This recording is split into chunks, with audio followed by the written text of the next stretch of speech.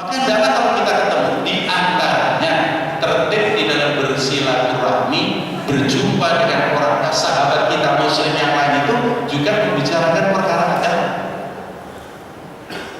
Contoh kalau Idul Fitri atau Idul Adha, bukan kita jumpa untuk merasakan makanan khas kampung kita, itu boleh-boleh saja, tapi jangan lupa saling ingat mengingatkan perkara agama, saling ingat mengingatkan perkara akhirat. Kalau hal-hal semacam ini selalu kita buat, insya Allah hati kita ini ada kontrolnya, insya Allah. Kemudian Bapak sekalian, sebentar yang kami sampaikan, perkara iman, ibadah, muamalah, masyarakat, akhlak, Rasulullah SAW selesaikan dalam 4 pelajaran kepada para sahabat, 4 amalan: dakwah ilallah, ta'lim batak, zikir, ibadah, dan berkhidmat. Khidmat ini maksudnya mengamalkan sunnah Rasulullah SAW kepada umat. Maka yang pertama tadi kami sampaikan, dakwah Rasulullah SAW mendapatkan kalimat tauhid dimulai dari kota Makkah. Bapak-bapak sudah tahu bagaimana tantangan yang dihadapi beliau. Rasulullah SAW sendiri, Habibullah, kekasih Allah, mengalami penderitaan yang luar biasa.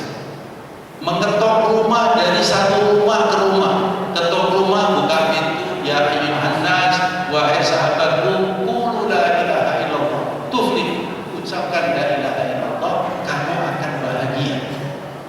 Tapi apa yang diterima Nabi? Hinaan, cacian, ludah. Pernah satu waktu beliau disiram air kotor, air seni, untuk mendapatkan kalimat ini dari satu rumah ke rumah, dari satu rumah ke rumah, dan diikuti oleh para sahabat radhiyallahu anhum ajma'in. Beliau tadi kami katakan setelah diangkat menjadi Rasul, menjumpai Sayyidatina Khadijah masuk Islam, mengucapkan kalimat tauhid dan membawa beberapa wanita Quraisy yang lain. Kemudian beliau menjumpai Abu Bakar As-Siddiq masuk dalam Islam. Ketiga hari beliau meninggalkan Nabi SAW, kembali beliau membawa 9 orang Islam baru. Terus seperti itu. Disitulah jumlah orang Islam bertambah dengan media apa? Ad-da'wah ilallah, mendakwahkan agama, mengajak orang-orang mengucapkan la ilaha illallah Muhammadar Rasulullah.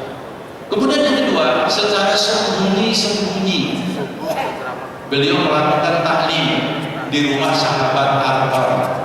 Di sini kita sudah kenal kisahnya, sehingga Sayyidina Umar pun waktu masuk Islam di saat Nabi sedang membuat taklim di rumah sahabat Arqam. 2 amal ini Pak yang dibuat di Makkah, dakwah ilallah dan taklim. 2 amal yang lainnya belum bisa dibuat. Karena apa? Karena tekanan orang-orang Quraisy kepada orang Islam pada waktu itu. Maka disebut sekalian, mari kita lihat perjalanan Nabi SAW berikutnya. Pada tahun ke-13 tahun kerasulan, beliau diperintahkan oleh Allah SWT untuk berhijrah ke Madinah. Beliau berhijrah ke Madinah. Setelah beliau berhijrah ke Madinah, apa yang beliau buat? Beliau 1 bulan menunggu di Kuba. Jadi kalau sekarang ada masjid Kuba ini Pak, itu dulu dibangun oleh Amr bin Yasir untuk sebelum mempersiapkan Nabi masuk Madinah.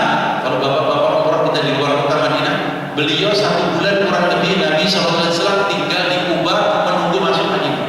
Masjid itu sederhana dibangun oleh sahabat Amr bin Yasir. Kemudian mari kita lihat, begitu Nabi SAW masuk ke Madinah, ini ada kaitannya Pak, karena saya dikasih tugas oleh kawan-kawan di sini. Kenapa kok kita disuruh itikaf ke masjid ini? Ngapain ini? Ini ada kisahnya dari sini supaya kita tahu amal yang kita buat ini ada tuntunannya, bukan amal karangan baru. Maka Nabi SAW begitu masuk ke kota Madinah, apa yang dia buat pertama? Masjid. Beliau tidak mikir rumah beliau, masjid. Beliau bikin masjid, dan masjidnya masih sangat sederhana. Ya.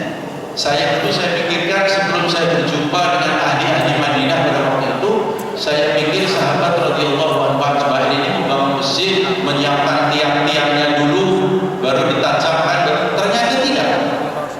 Para ahli Madinah menjelaskan tidak begitu.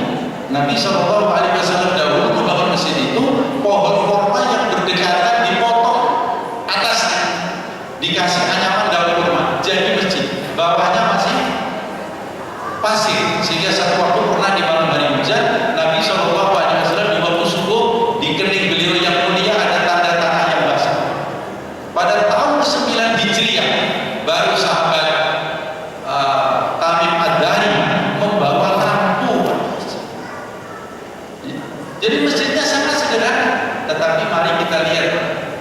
Dari masjid yang seperti itu muncul kualitas orang-orang besar yang diingat sampai akhir zaman.